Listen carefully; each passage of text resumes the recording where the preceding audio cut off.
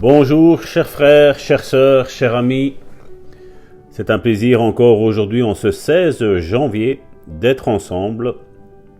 J'espère que votre café est bon, j'espère que votre croissant est bon. Soyez puissamment bénis. Je rends grâce à Dieu pour chaque nation qui écoute ces messages. Je rends grâce vraiment à Dieu pour ce qu'il est en train de faire, pour les témoignages qui affluent de guérison, de miracles, de provisions divines. Merci Seigneur, merci Seigneur. J'espère qu'avec la chaîne de mon épouse Karine 7777, vous êtes puissamment bénis, puissamment fortifiés.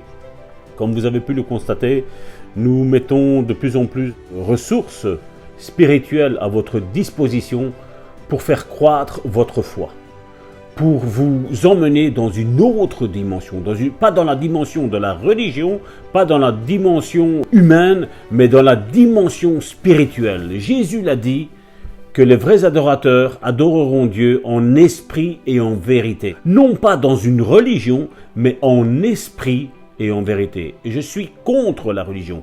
Mais vous allez me dire, mais Salvatore, mais tu es pasteur. Oui, je suis pasteur, mais je ne suis pas pasteur d'une religion. Ce n'est pas une religion qui m'a nommé. Mon père spirituel, l'apôtre Amici, a été lui-même nommé non pas par une religion, mais il a été nommé par un apôtre. Mon apôtre a été nommé par un apôtre et mon apôtre m'a nommé pasteur. Nous sommes une continuité de cette église de Actes des Apôtres. Actes des Apôtres, vous le savez, c'est le seul livre qui n'a pas été clôturé. Comme je le dis et je l'ai précisé dans une des prédications que nous avons faites l'année dernière, Jésus n'est pas venu faire une religion. Jésus n'est pas venu nous inculquer comment faire une religion, comment faire une église. Non, nous sommes l'église. Nous n'avons pas besoin de faire l'église, nous sommes l'église. Tous. Nous sommes tous des sacrificateurs, la Bible nous dit. Et j'y crois fermement que nous sommes tous des sacrificateurs. Mais il y a une réalité spirituelle où aujourd'hui on ne veut plus rentrer, mes frères et mes sœurs, c'est que nous voulons un système. Nous voulons des choses qui soient bien ordonnées, il faut de l'ordre, je ne dis pas le contraire, je ne suis pas en train de dire le contraire de ça, non. Nous avons tous des rituels, un petit peu comme on appelle ça l'église mère, instituée. Bon, l'église protestante, l'église chrétienne évangélique a suivi ses dogmes, on a juste changé l'étiquette, on a retiré l'église mère et on a mis, voilà, église du Dieu vivant, église du Saint-Esprit, église de ci, église de là. Je ne pense pas que Dieu veuille faire ça, je ne le pense pas. Parce que nous voyons aujourd'hui toutes les dérives qu'il y a, où beaucoup de frères et sœurs sont encloisonnés dans des systèmes religieux qui n'aboutissent à rien. Où même la parole de Dieu aujourd'hui est mise en doute. Et moi je dis, quand tu mets la parole de Dieu en doute, je suis désolé, je ne peux pas t'appeler mon frère, je ne peux pas t'appeler ma sœur. Moi je crois en ce que la parole de Dieu dit. Et si vous ne me croyez pas, vous pouvez lire tout le psaume 119 et vous allez voir la puissance de la parole. C'est un psaume que j'affectionne. Beaucoup n'aiment pas lire. Moi, je n'aimais pas lire. Quand j'étais inconverti, je n'aimais pas lire. Mais depuis que Dieu a touché mon cœur, je raffole de lire.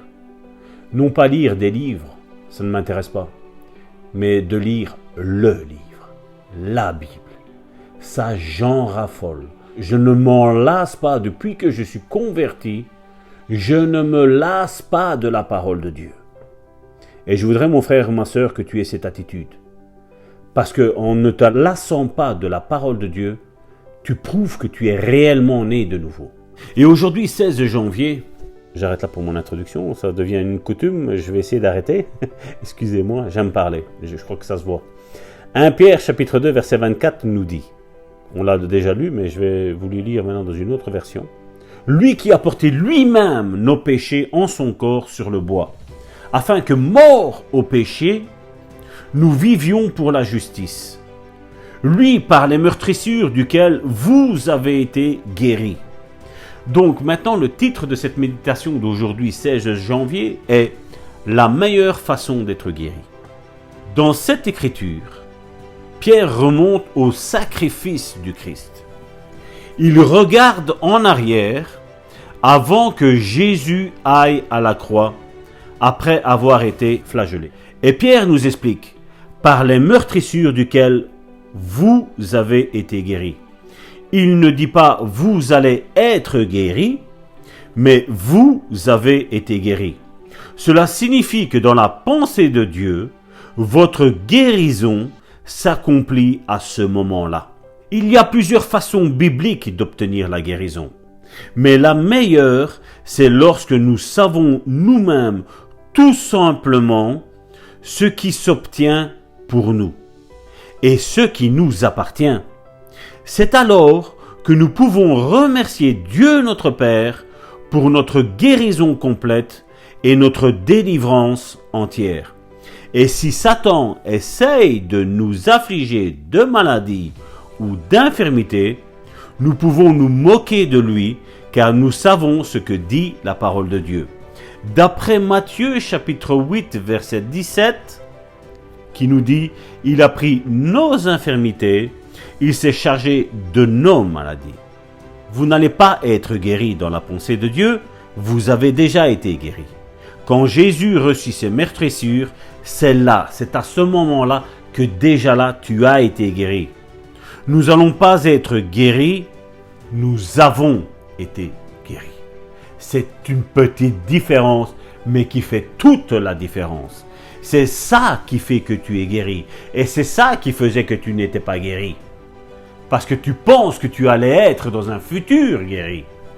Mais quand tu penses que ça a déjà été accompli lorsque Jésus est venu il y a plus de 2000 ans, que tu as été guéri à ce moment-là exactement, eh bien alors la maladie n'a plus lieu d'être dans ton corps, mon frère, ma soeur.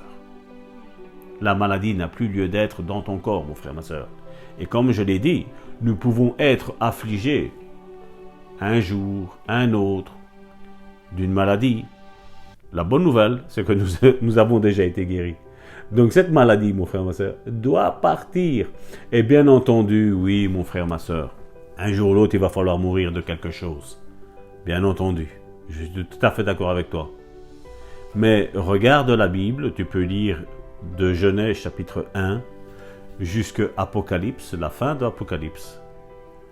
Tous les serviteurs de Dieu qui sont inscrits dans la Bible savaient le moment où ils allaient mourir. Donc, si tu ne sais pas le moment où tu vas mourir, c'est que tu vas guérir. C'est que Dieu te veut en bonne santé encore, mon frère, ma soeur.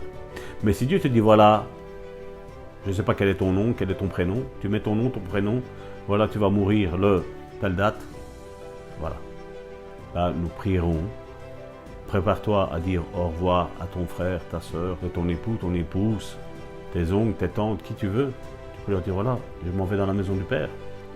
Mon temps est accompli ici. Les jours que Dieu m'avait destinés dès la fondation du monde me sont accomplis. Et voilà, je retourne à la maison du Père. Je vais voir mon Père Céleste. J'en ai fini de souffrir ici-bas. Je m'en vais. Mais si Dieu ne t'a rien dit, ben alors c'est que Dieu veut te guérir. Parce que tu as été déjà guéri. Dieu te voit déjà en bonne santé. Mais toi, tu dis, mais attends, j'ai mes jambes qui me font mal. J'arrive pas à marcher. J'essaye de mettre en application ça et ça ne fonctionne pas. Je t'invite à recommencer depuis le 1er janvier et à réécouter, mon frère, ma soeur. Parce que tu es guéri. Tu as déjà été guéri même. Tu attends quoi? Allez, une bonne déclaration pour aujourd'hui. 16 janvier, je ne vais pas vous retenir plus longtemps. Une bonne déclaration pour aujourd'hui. J'ai été guéri il y a plus de 2000 ans. Lorsque Jésus a été flagellé. Je ne m'efforce pas d'être guéri, je suis déjà guéri. Mon frère, ma soeur, je te bénis au nom puissant de Jésus-Christ et reçois ta guérison. Regarde ce qui te faisait mal et tu dis, tu marches maintenant.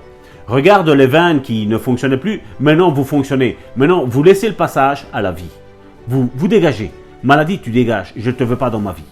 Au nom puissant de Jésus, sois béni, sois restauré et sois relevé.